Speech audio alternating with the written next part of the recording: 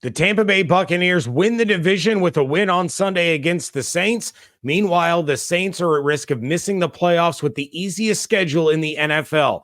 That and more on today's Crossover Thursday episode of Locked On Bucs. Your daily Tampa Bay Buccaneers podcast, part of the Locked On Podcast Network. Your team every day.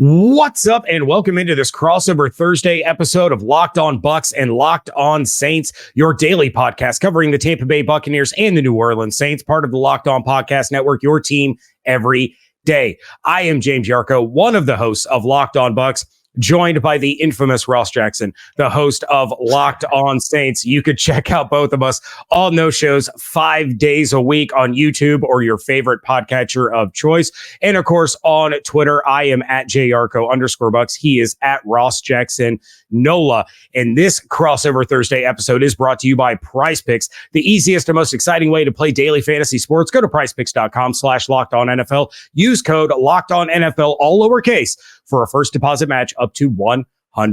The biggest matchups and the most important players coming up for you in just a little while. But Ross, let's go ahead and start off with the biggest stories surrounding our teams. I am going to open the floor for you because I'm not sure what direction you're going to go with with this one, because there's a lot going on with the Saints right now. So what is the biggest thing going on with the New Orleans Saints right now? Yeah, it might feel tough to pick, but honestly, I mean, the biggest thing here is whether or not the New Orleans Saints make the playoffs. And that's not just about having a postseason appearance. It's not just about saying whether or not the season was, quote unquote, a success or not, which I think overwhelmingly it has not been a success so far for the New Orleans Saints. I think that's fair to say. But the other part of it is, what's the future of this franchise at this point? Do the New Orleans Saints continue to, if they miss the playoffs here, kick the can down the road? And well, they kind of have to kick the can down the road. They don't have a choice, but do they continue to kind of go about it with that sort of win now mentality? Do they finally embrace the rebuild, embrace the retool? Which way do they go? Well, if the Bucs embarrass the Saints the way that they did early on in the season, what does that mean for head coach Dennis Allen? I mean, there's a lot of big question marks here that all kind of come down to one aspect, which is, can the New Orleans Saints win these last two games and put themselves on a trajectory to potentially not only save their season, but maybe save some people's future with the organization? Yeah, it's certainly been ups and downs. I think both of our listeners can relate to that, the ups and downs and the ebbs and flows of the season. Both teams with a new quarterback. Sometimes the performances have been good, sometimes not so much. And so you're looking at two teams that are fighting to get into the playoffs, but obviously the road for Tampa is much easier than the road for New Orleans in that case. And it's something that David and I have talked about on our show for years is the fact that every year the Saints seem to be in this cap hell, and every year they seem to still spend all of this money. And you're right, they do continue to kick the can down the road. And I don't think there's a team in the NFL better at restructuring and kind of manipulating the cap the way that New Orleans has been. But at some point, they do have to pay that bill. It will come due. At some point, it's just a matter of, like you said, do they own up and they just go ahead and eat it, kind of the way Tampa has done this year with the $81 million in dead cap because of all the win now mentality for the Brady years? Or do they see that this is still a competitive enough division that they can win now, and then once you get into the tournament, anything can happen? Yeah, I think that like one of the big things, and I'm happy to hear you kind of acknowledge that the idea of like the option, right? Because I think the one thing that always gets left out of this conversation, particularly from the national pundits that have no idea really how any of this works, they try to sort of talk about this idea of, well, the bill's going to come due and the Saints are going to have to, suck it up and all this other stuff. But like the fact of the matter is that the Saints choose when that happens. They choose when they want to say, okay, we're done for this year, or whatever that pause is going to be in terms of spending and taking that sort of salary cap and maybe going with the rookie quarterback later on, or a contract at some point, a rookie contract at some point in the next couple of years, or a 1-year deal on a quarterback that's fighting for something like the Bucs did this year and have done so successfully, particularly over the course of the past couple of weeks. I think that that's something that often gets left out of the conversation. If the Saints will choose when that time comes, will it be 2024? seems unlikely because, I mean, look, they're locked into a $150 million quarterback. They have, enough guys that they can restructure 3 or 4 guys to get under the salary cap again, spend money and go make a run at it again next year. But if they end up moving on from their head coach, how does that end up impacting that? Which, by the way, feels unlikely. More likely is a change at offensive coordinator, all these other things. But still, no matter which way you slice it, over the course of the next 2 games, someone's fighting for their job here in the city of New Orleans. So that's easily the biggest story here. What about for Tampa? Yeah, the biggest story around the Buccaneers is win and you're in. Like, that's it. Yeah. That's the long and short of it. With the win against the Saints, the Buccaneers clinched the NFC South for the 3rd straight season.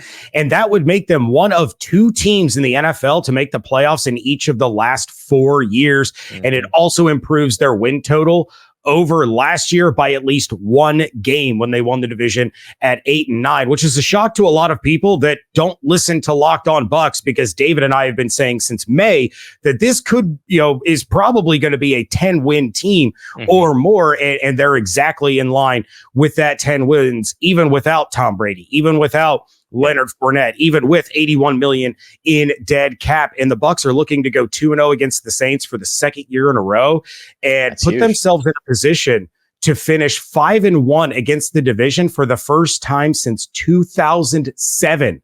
We're talking the John Gruden years. Yep. And a big part of that has been the play of Baker Mayfield over the last 2 weeks, but it's been the team as a whole during this 4-game win streak. And I did have one of the Locked On Bucs insiders reach out and ask me a question to ask you.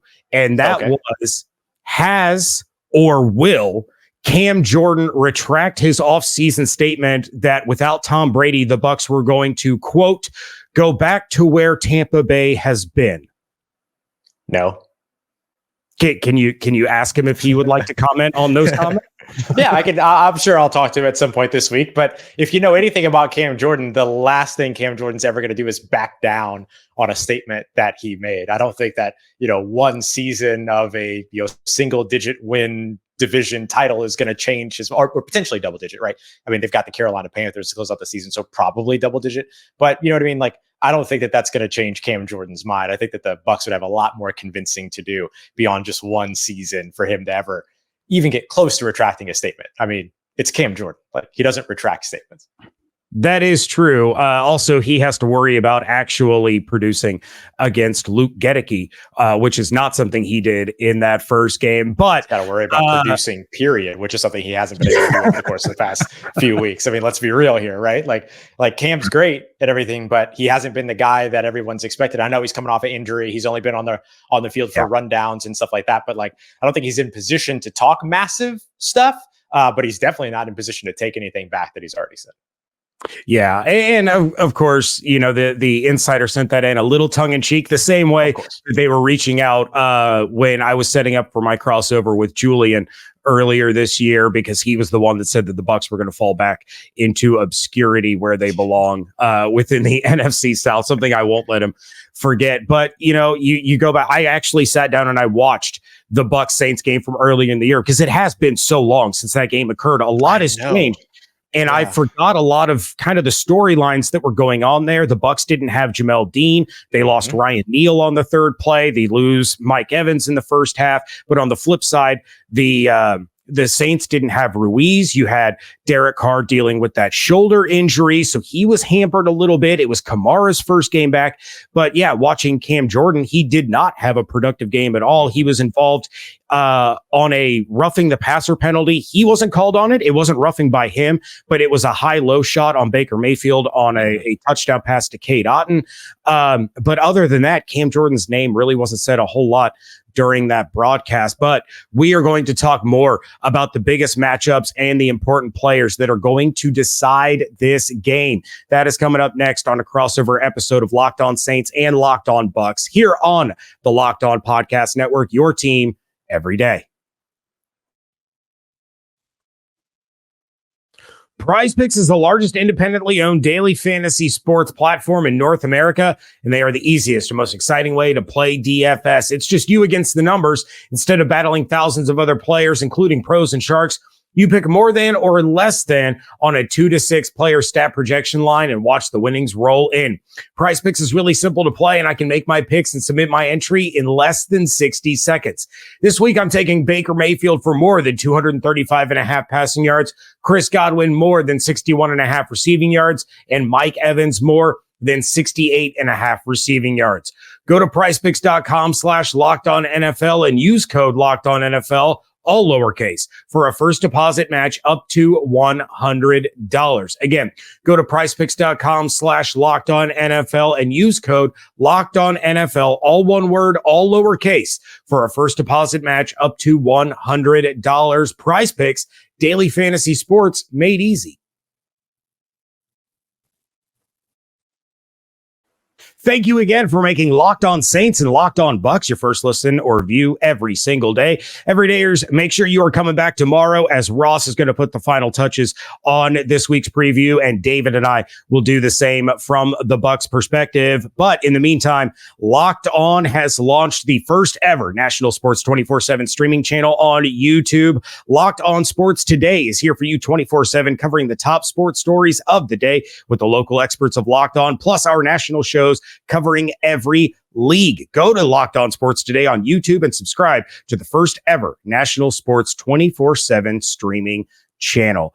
Ross, you take a look at the way that these two teams matched up. And as I mentioned, I watched that game earlier today, and it was a pretty even first half. When you watch the way these defenses were playing against the opposing offenses, it was pretty even up until you had that big swing at the end of the first half. Baker Mayfield throws an interception at the 1 yard line. And then on the very next play, Antoine Winfield Jr. forces a fumble, recovers it. The Bucs score quickly. All of a sudden, the game felt like it kind of got out of reach with Derek Carr waiting until the fourth quarter to reach 100 passing yards. But we talked about how he's dealing with that shoulder injury.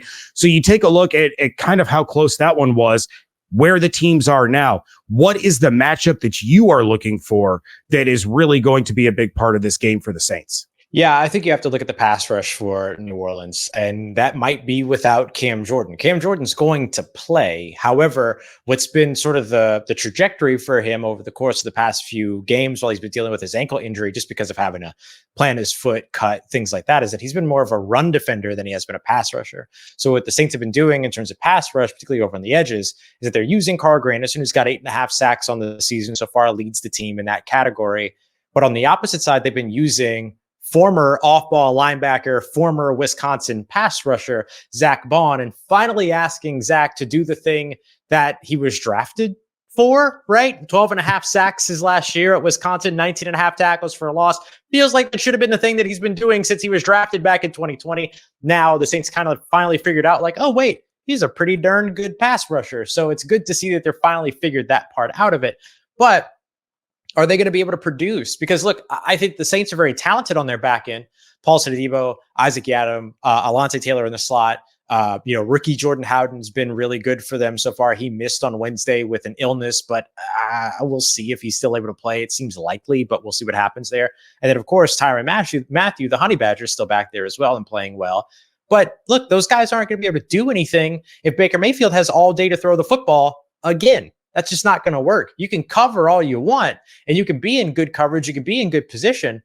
But after a while, you just can't cover for that long. Something's going to open up. Someone's going to be open. So for me, it's looking at guys like Carl Granderson and Zach Bond going up against this Tampa Bay offensive line, which has not allowed a lot of sacks so far this year. But can they get the pressure on Baker Mayfield? Can they potentially get to Baker Mayfield and maybe change the tide a little bit? If they can't do that, then I have a hard time seeing this one go well for the New Orleans Saints defense, because I mean, these guys have been on fire, not just Baker Mayfield, but they've been on fire over the course of the past two games. And if you just give this offense time, that's what it is that they want. Time, timing, and rhythm. And if you allow them to get there without a pass rush, it's going to be really hard to slow them down.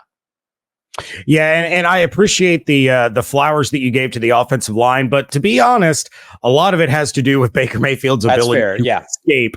And don't get me wrong, the offensive line has played a lot better than people expected, and they've played really well over the past couple of weeks. But Baker Mayfield has created some magic, evading sacks, avoiding sacks. and finding an open guy down the field, or even an open guy in a dump off to be able to extend some plays. So it's not impossible by any stretch of the imagination for pass rushers to get to Baker. And we've seen a lot of teams be creative in the way that they're blitzing and their alignment. And it seems to be the most vulnerable place is still the interior. You have rookie Cody Malk, who has played well, but he's played well for a rookie. You have Robert Hainsey, who is the starter again this year at center in Ryan Jensen's absence. And he seems to have regressed a little bit, and he's not playing quite as well as he did in front of Tom Brady last year. You on the ends, obviously, you have Tristan Wirfs, who is an all-pro, even in his first year over at left tackle. And then Luke Gedeke, who's really revitalized his career in a very quick span. He was a guard last year and was beat like a drum. And this year on the edge, he has contained the guys like Cam Jordan, didn't allow a single pressure when he was up against Aiden Hutchinson. This guy has gone toe to toe with some of the best pass rushers in the game, and he's held his own. So if the Saints are going to get pressure on Baker, it's going to have to be some creativity on their part to overload the interior of the line and get to Baker quickly before he's able to start to extend some plays. For the Bucs, the biggest matchup for me is the combination of Baker Mayfield and Mike Evans against the Saints defense. And I wanted it so badly to be Evans against Lattimore, but it doesn't look like that's going to happen. And it's been kind of a forgettable year in that rivalry. Yeah. But before he exited the last game, Mike Evans had 3 catches on 3 targets for 40 yards, and he drew a pretty big pass interference penalty on Lattimore on a 3rd down play that drive resulted in a touchdown. But I'm looking to Baker and Evans to have big days for a couple of reasons. And first, they've been the duo that really gelled from the jump this year. Mike Evans has really been kind of the motor that has driven this train all season long. And Godwin has had a recent spike, which is fantastic to get him more involved. But most of the year it's been Evans. He has touchdowns in 11 of 15 games. But here's where it gets fun, Ross.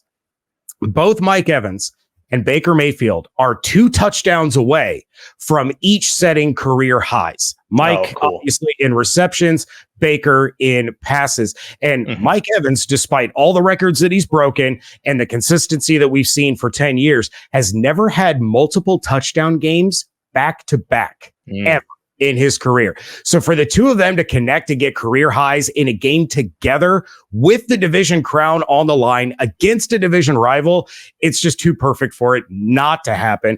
And I would dare to say that without Lattimore, although you mentioned that the back end of the Saints defense is pretty solid, they're obviously not as good. And can they match up against Evans and Godwin, who's had a resurgence, and Cade Otton?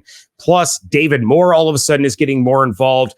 Devin Tompkins and Trey Palmer both had touchdowns against them in New Orleans. And then, of course, you still have Rachaad White out of the backfield. Yep. Is it enough for the Saints to keep those guys in check?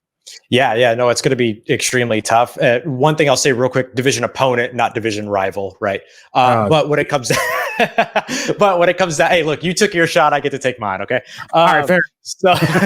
So what I'll mention too is that of those 3 catches for 40 yards that Mike Evans had against the Saints earlier on the season, 2 of those catches for 36 were against Marshon Lattimore. So he was getting the better of that matchup early on, up until he had to leave, which has been really a little bit of a trend for both of these guys over the course of the past couple of years, is that when we do finally get the matchup between them, either one of them leaves injured or they both get ejected or whatever. But we haven't really gotten to see a lot of that rivalry over the course of the last little bit. That part I think we can call a rivalry for sure, the way those two go at one another. But so now what you're looking at is, Paulson Adebo very likely being the guy to match up with him for the most part. The Saints usually play sides and don't shadow, so Isaac Yiadom will be another one to watch out for, that coverage aspect. But I'm not going to be surprised if the Saints do what they should do in this situation and maybe shade a little bit of safety help over to wherever Evans is, just to make sure that, hey, you don't end up getting completely tossed up by this dude who's having another very good year. And I know I don't compliment Mike Evans very often. Most of the time I don't even acknowledge that he exists, just for the fun of the meme, but he's having a good season. And so is the Saints secondary. So it's going to be a really, really good matchup between those two. And I think the other thing that plays a role in both of our conversations here is what does the Tampa Bay run game do? Because the Tampa Bay run game is another piece that's improved that probably doesn't get the praise that it should. And that's maybe one of those places where I get the guise of, an improved offensive line. But if the Saints, for instance, aren't able to stop the run, which is something that they've struggled with all season so far and has not gotten any better, then all of a sudden you're not putting this team, the Tampa Bay Buccaneers, in many passing game situations or obvious passing game situations, which then doesn't allow you to be able to pin your ears back and go after the quarterback. That could change everything if the Bucs get a good run game going. Yeah, no doubt about it. All right, we're going to have to talk about what has to go right for these teams to win the game. And I want to know who you think the most important Saint on the field is this Sunday. That is coming up next on a Crossover Thursday episode of Locked On Saints and Locked On Bucs. When you're hiring for your small business, you want to have as many top tier candidates as possible to interview. That's why you have to check out LinkedIn Jobs. LinkedIn Jobs has the tools to help you find the right professionals for your team faster and for free. LinkedIn isn't just another job board. They have a vast network of more than 1 billion professionals, which makes it the best place to hire. Hiring is easy when you have that many quality candidates. So easy, in fact, that 86% of small businesses get a qualified candidate within 24 hours. LinkedIn knows that small businesses are wearing so many hats and might not have the time or resources to hire. But thankfully, with LinkedIn, the process is intuitive, quick, and easy. They even launched a feature that helps you write job descriptions, making the process that much easier and quicker. Post your job for free at linkedin.com/lockedonnfl. That's linkedin.com/lockedonnfl to post your job for free. Terms and conditions apply. Wrapping things up here on a Crossover Thursday episode of Locked On Bucs and Locked On Saints. And Ross, who is going to be the most important player for the New Orleans Saints on Sunday? Yeah, I'm going to stick on the defensive side here because, look, the Saints offense has not been anything really to write home about. And so the defense has to really be able to keep this team in contention, particularly going into the second half, where all of a sudden this offense tends to wake up a little bit, which I know wasn't the case the last time these two teams met, but has been the rhythm here recently. So I'm gonna stay with the defensive line, and I'm gonna go with Carl Granderson here. I think Carl Granderson has a big game and is able to do what he did toward the end of last season, where he racked up quarterback hits, he racked up sacks, he racked up pressures late in the season. He was able to do that again, then it gives the Saints the best chance to be able to be in conversation for this game. But if he and the rest of the pass rush aren't able to really get home or impact Baker Mayfield enough, then this one could get away from them pretty quickly. Yeah, no doubt about it. Yeah, especially with the way the Bucs offense has been clicking. But for the Bucs, I know everyone probably expects me to say Mike Evans. We even had a new addition to the backdrop just for you this week. For those watching on YouTube, this is the jersey that my son was given, or he got, and then it was signed by Mike Evans last year. But stop me if you've heard this one before. It's Antoine Winfield Jr. This guy, is unreal. And a wild statistic that popped up on my Twitter feed, courtesy of Greg Allman, who covers all of the NFC South for Fox Sports. Antoine Winfield Jr. has 5 sacks, 5 forced fumbles, 4 fumble recoveries, and 3 interceptions. Only one time in the last 25 seasons has anyone even had 3 of each. And that was James Ferrier back in 2004, the year I graduated high school. Wow. That's how long it's been since something like this has happened. So Antoine, who played a huge role in that first game, he had the forced fumble and fumble recovery at the end of the first half. Then on a deep ball to Chris Olave that would have gotten the Saints right back in it, it was Antoine that had the pass breakup to prevent that score. So the defense runs through Antoine Winfield Jr. I fully expect him to have another huge game, and really glad that after he left the game against the Jaguars, he was not on the injury report on Wednesday. So it looks like he is good to go. Ross, what has to go right for the Saints to win this one? Yeah, a little bit of everything. Let me say real quick on Antoine Winfield Jr., though. The thing that I think is so cool about that is that, like, this is a guy that came into the NFL as mostly the narrative around him was run, support, safety. And now he's showing what he could do further away from the line of scrimmage. It just kind of goes to show you that, like, when you get the right minds in the building to work with the right player, that those players can add elements to their game and that it's not too late just because you're in the NFL all of a sudden. In fact, your time is just getting started. So really cool to see for Antoine Winfield. And I think it's something like you look at like Zach Bond this past year and all this other stuff. Like there's examples of that over in the Saints defense as well.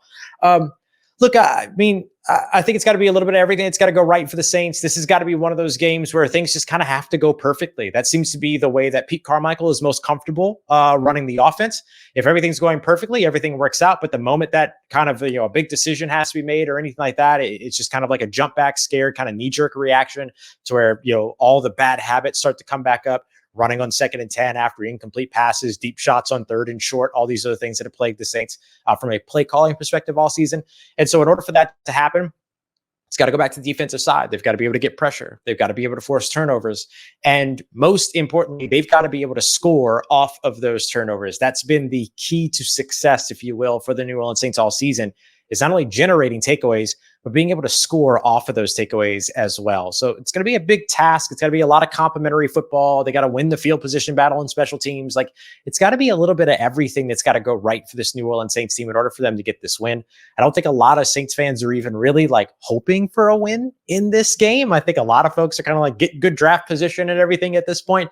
But if the Saints want to get a win, which they most certainly do, I mean, I was walking through the locker room today. Everyone's excited. Everybody's positive. Everybody's expected to go into this game and compete.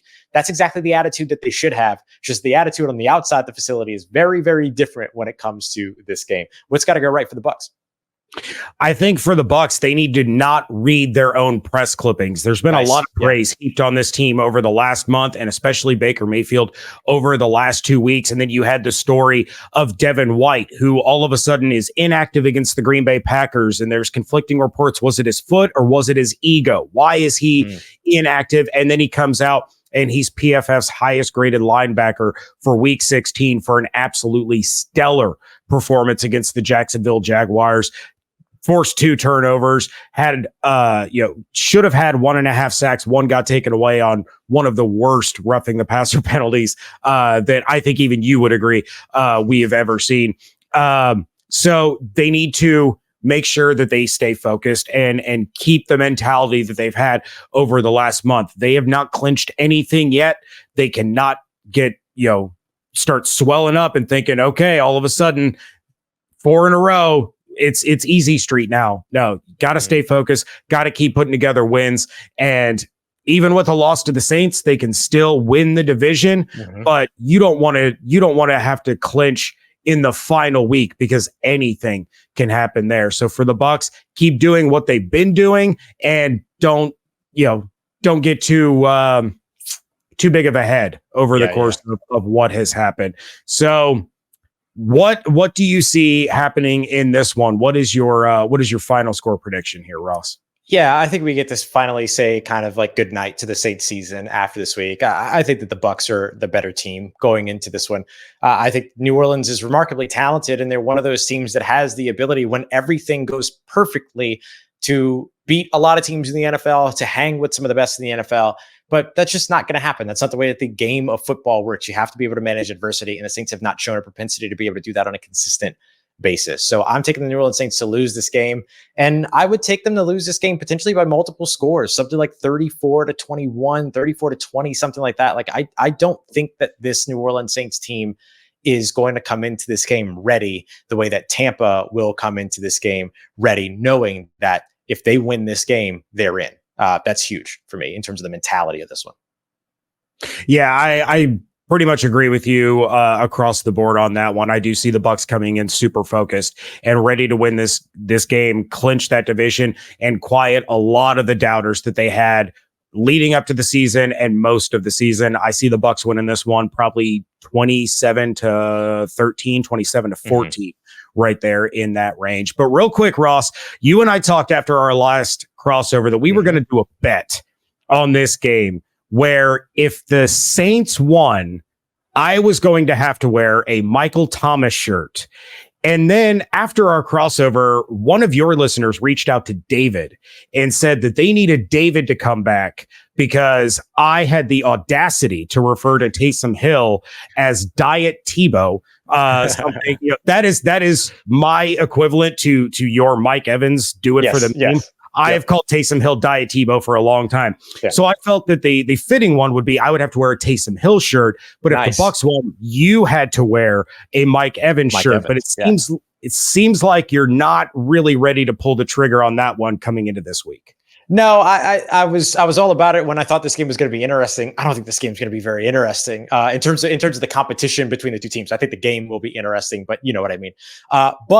But here's what I would be willing to do. Why don't we put something on? We could do the same thing, but put it on Mike Evans scoring a touchdown. Maybe Mike Evans and Baker Mayfield hitting that 2 touchdown mark. I think 2 touchdowns in a game is kind of hard to ask for and everything. It's just that would be like a little unfair to you. But I would definitely go with the Mike Evans touchdown in this game. That's maybe a little bit weighted against me, but I like it. That is a little weighted against you. I don't know if I would go full Taysom Hill shirt if Mike Evans doesn't score.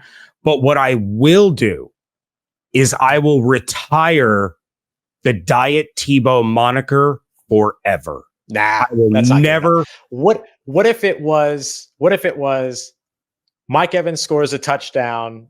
I'll wear the Mike Evans shirt. And this is for like this is like for our crossover. This is like our division preview for our division preview stuff. But if Taysom scores a touchdown, you wear the Taysom shirt. Ooh. Okay, but if they both score, does it offset? Yeah, we could say it's offset. That's fair. Deal. Yeah, that feels fair, right? Like they're both as likely, I'd say. Okay. All right. So you heard it here first. One of us potentially could have to wear the other team's gear on the divisional crossover next year in front of Aaron of Locked On Falcons and Julian of Locked On. You would never let us live it down. All right, but that is going to do it for this crossover episode of Locked On Bucs and Locked On Saints. Make sure you are coming back tomorrow as both of these shows are going to put a bow on the final preview. Make sure you are checking out Locked On Sports Today, the first ever 24/7 streaming channel on YouTube. Hope you all have an absolutely outstanding day. Stay safe, stay healthy, and thank you so much for joining us right here on a Crossover Thursday, part of the Locked On Podcast Network, your team every day.